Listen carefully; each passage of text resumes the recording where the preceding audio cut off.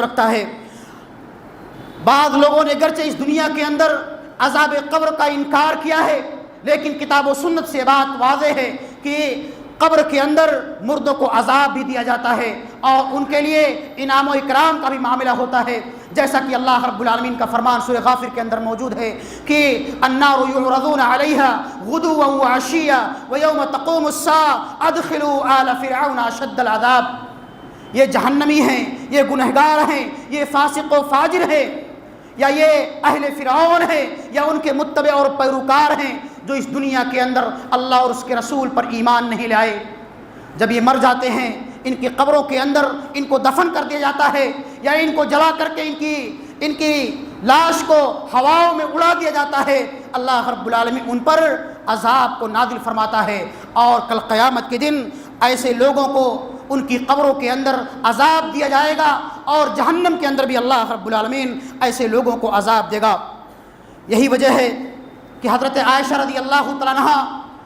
سے حضرت عائشہ رضی اللہ تعالیٰ عنہ نے اللہ کے رسول جناب محمد رسول اللہ صلی اللہ علیہ وسلم سے عذاب قبر کے بارے میں سوال کیا۔ دراصل حضرت عائشہ رضی اللہ تعالیٰ عنہ کے پاس ایک یہودی عورت آتی ہے کچھ مانگنے کے لیے، سوال کرنے کے لیے، یا بعض روایتوں کے اندر آتا ہے کہ حضرت عائشہ رضی اللہ تعالیٰ عنہ کے گھر ایک عورت کام کیا کرتی تھی جو دراصل یہودی تھی۔ اس نے ایک دن حضرت عائشہ رضی اللہ تعالیٰ عنہ سے کچھ کھانے کے لیے مانگا اور یہ دعا دی کہ مجھے کچھ کھانے کے لیے دے دو، اور اللہ رب العالمین تمہیں قبر کے عذاب سے مامون اور محفوظ رکھے۔ حضرت عائشہ رضی اللہ تعالیٰ عنہ چونک پڑتی ہیں کہ کیا مردوں کو قبر کے اندر عذاب دیا جاتا ہے؟ جب اللہ کے رسول حجرہ عائشہ کے اندر تشریف لاتے ہیں، حضرت عائشہ رضی اللہ تعالیٰ عنہ پوچھتی ہیں کہ اللہ کے رسول جناب محمد رسول اللہ صلی اللہ علیہ وسلم، یہ یہودیہ عورت ایسے بتا رہی تھی کہ لوگوں کو یا مرنے والوں کو ان کی قبروں کے اندر عذاب دیا جاتا ہے، تو کیا مردوں کو یا مرنے والوں کو ان کی قبروں کے اندر عذاب دیا جاتا یا نہیں دیا جاتا؟ اللہ کے رسول کو اس کے بارے میں علم نہیں تھا۔ کچھ دنوں کے بعد وحی نازل ہوتی ہے، اللہ رب العالمین کا پیغام نبی کے پاس آتا ہے، اللہ رب العالمین اپنے نبی کو بتلاتا ہے کہ ہاں قبروں کے اندر مردوں کو عذاب دیا جاتا ہے۔ تو اللہ کے رسول جناب محمد رسول اللہ صلی اللہ علیہ وسلم نے حضرت عائشہ رضی اللہ تعالیٰ عنہ سے اور امت کے تمام افراد سے، صحابہ کرام سے فرمایا کہ نام عذاب القبر حق، ہاں عذاب قبر یہ برحق ہے اور لوگوں کو ان کی قبروں کے اندر عذاب دیا جاتا ہے۔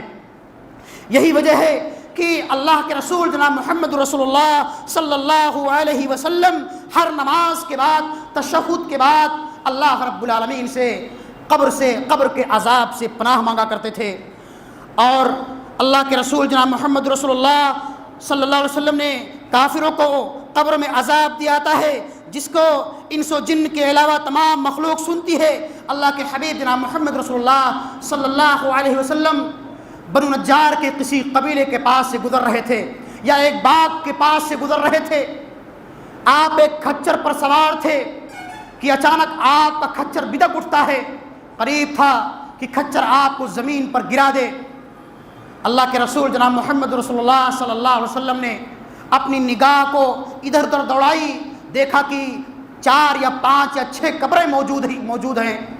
اللہ کے حبیب جناب محمد رسول اللہ صلی اللہ علیہ وسلم نے اپنی امت سے اس بات سے خطاب کرتے ہوئے فرمایا کہ فرولا قیامت کے دن ہمارے کام آئیں گی، ہمارے قبر کا سہارا بنیں گی، اور ہمیں اللہ رب العالمین کے عذاب سے قبروں کے اندر بچائیں گی، محفوظ رکھیں گی۔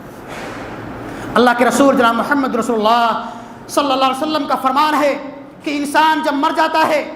یتبع المیت ثلاثۃ، 3 چیزیں اس کے پیچھے پیچھے جاتی ہیں قبرستان تک، اہلہ ومالہ وعملہ، اس کے گھر والے، اس کے اعزاء اور اقارب، اور اس کا تھوڑا موڑا مال، اور اس کے نیک یا برے اعمال اس کے ساتھ جاتے ہیں۔ فیرجع اثنان، 2 چیزیں اس کے ساتھ لوٹ کر کے واپس چلی جاتی ہیں، ایک اس کے اعزاء اور اقارب، اس کے اعزاء اور اقارب، اس کے گھر والے، اس کے دوست احباب قبرستان سے اس کو دفنا کر کے واپس چلے جاتے ہیں، اور اس کا مال جو چارپائی وغیرہ کی شکل میں ہوتا ہے، کفن وغیرہ کی شکل میں ہوتا ہے، وہ قبرستان سے واپس چلا جاتا ہے۔ وَيَبْقَى وَاحِدٌ، صرف اور صرف ایک چیز باقی بچتی ہے، وہ چیز کیا ہوتی ہے؟ عملہ، انسان کا اچھا اور برا عمل اس کے ساتھ باقی بچتا ہے۔ اگر انسان اس دنیا کے اندر نیک تھا، نمازی تھا، روزے دار تھا، تقوی شعار تھا، حاجی تھا، اللہ والا تھا، تو اس کی یہی تمام نیک اعمال اس کی قبر کا سہارا بنیں گے اور اس کو اللہ رب العالمین کے عذاب سے اس کو بچائیں گے۔ اللہ کے رسول جناب محمد رسول اللہ صلی اللہ علیہ وسلم کی وہ پیاری حدیث، حضرت براء ابن عازب رضی اللہ تعالیٰ عنہ اس حدیث کے راوی ہیں، وہ فرماتے ہیں کہ ہم لوگ اللہ کے رسول جناب محمد رسول اللہ صلی اللہ علیہ وسلم کے ساتھ ایک جنازے میں شریک تھے۔ عن البراء ابن عازب رضی اللہ تعالیٰ عنہ قال كنا مع رسول اللہ صلی اللہ علیہ وسلم فی جنازۃ فجلس على شفیر القبر، ہم لوگ اللہ کے رسول کے ساتھ ایک جنازے میں شریک تھے، ابھی جنازہ آنے میں تاخیر تھا، اللہ کے رسول کے ہاتھ میں ایک لکڑی کا ڈنڈا تھا جس سے آپ زمین کو کرید رہے تھے، یہاں تک کہ اللہ کے رسول رونے لگے، بلّا فبل الثرى، اتنا آپ نے رویا، اتنا رویا کہ زمین مٹی وہاں کی مٹی آپ کی آنسو سے بھیگ گئی، مٹی تر ہو گئی۔ آپ نے اپنے سر مبارک کو اوپر اٹھایا اور اپنے صحابہ سے ارشاد فرمایا، استعیذوا باللہ من عذاب القبر، اے میرے صحابہ، اے میری امت کے لوگوں، تم اللہ رب العالمین سے اس قبر کے عذاب کے بارے میں اللہ سے پناہ طلب کرو، اس لیے کہ اس قبر میں کوئی کسی کا پرسان حال نہیں ہوگا، کوئی کسی کا ساتھی نہیں ہوگا۔ اسی طرح سے ایک